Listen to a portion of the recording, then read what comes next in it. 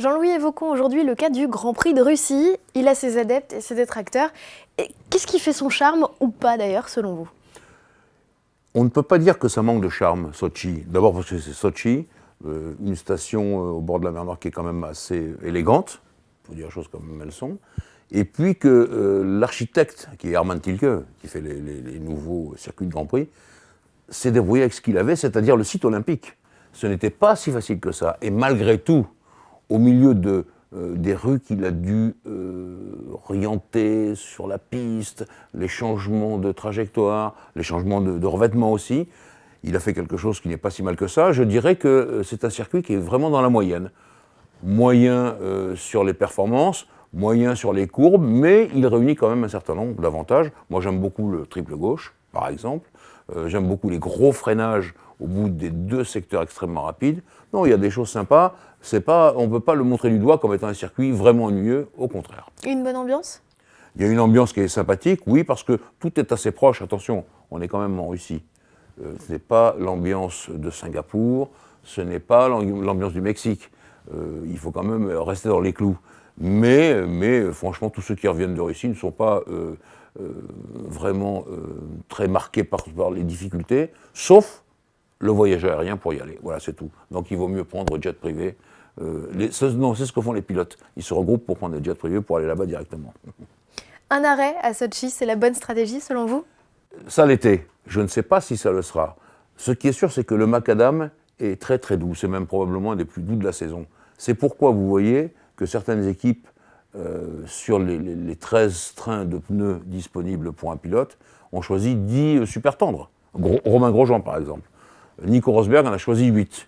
Donc ça veut dire qu'il n'y aura pas beaucoup de dépenses de caoutchouc. Ça veut dire aussi qu'il faut voir avec la date. Le Grand Prix, on n'y est pas passé il y a 1 an à Sochi, on y est passé il y a 6 mois. Ça joue beaucoup, c'est-à-dire qu'il va faire encore froid normalement. Et donc ça peut entraîner des choses assez amusantes. Mais je crois que s'ils peuvent arriver à un seul arrêt, les pilotes, ils le font. Franchement, parce que c'est ce qui fait perdre le moins de temps. Mercedes invincible en Russie, aussi bien en qualif qu'en course. Est-ce que Jean-Louis, ça peut durer? Mais moi, je crois. Je crois parce qu'il n'y a pas seulement que le moteur Mercedes, il y a, et on l'a souvent dit tous les deux, il y a le châssis Mercedes qui est pareil à toutes les circonstances, donc à tous les circuits. Je pense qu'il peut également très bien faire sur cette piste. On attend aussi qu'il y ait le sursaut d'Hamilton, qui a l'air de prendre les choses plutôt, non pas à la légère, mais plutôt de façon décontractée. C'est quand même un compétiteur, il va essayer de revenir. Alors peut-être que ça, le duel Hamilton-Rosberg va permettre à quelqu'un d'autre de gagner, mais pour l'instant, je ne vois pas franchement quelqu'un battre les Mercedes. Je pense que les Ferrari sont pas loin derrière, pas loin, mais peut-être pas encore tout à fait au niveau. Mais tiens, justement, l'écurie Red Bull qui dit qu'elle pourrait bousculer la hiérarchie de ses propres termes. C'est de l'esbrouf ou pas? Non, pas du tout, parce qu'après le Grand Prix de Chine qui demandait beaucoup au moteur, on voit bien que le moteur Renault, il marche. Et quand vous ajoutez ça au châssis Red Bull, qui est généralement, non pas un bon, mais un excellent châssis, ça peut faire ce que vous dites. Ça peut faire une très belle performance, ça peut faire en tout cas un podium. Mais quand on n'est pas loin du podium, quand on est dans le podium, il y a aussi la première place. Donc il faut y penser. Il y a une annonce qui a un peu surpris le paddock. C'est Renault qui va faire rouler un pilote russe pendant les essais libres. Mais oui, Esteban Ocon déjà sur la touche? Non, je ne crois pas qu'on puisse dire ça. Il y a toujours une petite arrière-pensée. On est en Russie, un pilote russe. On peut le penser, c'est pas grave. Sirotkin, c'est un gars qui a été très brillant avec Frédéric Vasseur à l'époque de ART Grand Prix. Donc après tout, pourquoi pas? Moi je crois sincèrement que Sirotkin, c'est mieux, ça va vous faire de la peine, que Carmen Jorda chez Lotus. Je pense qu'il lui, il peut rouler. Et donc, bon, il est certainement moins beau. mais je pense qu'il peut le faire quelque chose de bien. Et Ocon n'est absolument pas sur la touche. Maintenant, Ocon, il faut un peu le préserver parce que le week-end d'après, je crois, c'est le DTM qui commence. Pas question qu'il se fasse mal d'une façon ou d'une autre parce que son boulot à plein temps, Ocon, c'est quand même le DTM. Et donc, où il est l'un des pilotes de pointe de Mercedes, il ne faut pas l'oublier. Donc je pense que tout ça réuni fait que notre ami Sirotkin vient faire une séance du vendredi matin. On verra bien ce que ça donnera. Le règlement 2017 doit être finalisé ce samedi. Jean-Louis, ça s'engage comment? Ça s'engage mal.